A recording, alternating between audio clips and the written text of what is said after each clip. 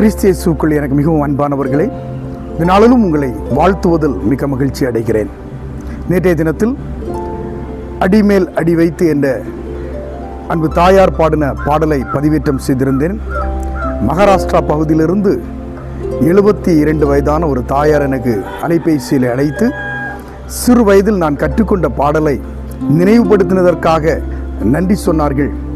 நன்றி சொன்னதோடு மட்டுமல்ல, மேலும் ஒரு சில பாடல்களை எனக்கு பாடி காண்பித்து இந்த பாடல்களை எல்லாம் நீங்கள் பதிவேற்றம் செய்யுங்கள் என்று சொன்னார்கள்.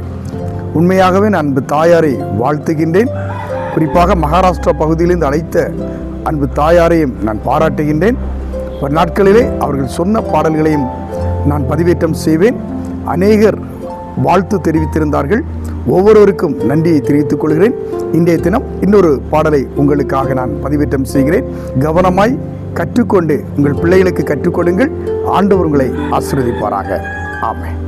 வேதமே வெளிச்சம், ஆவியின் பட்டயம், ஞானத்தின் ஊற்று என் கரத்தில்.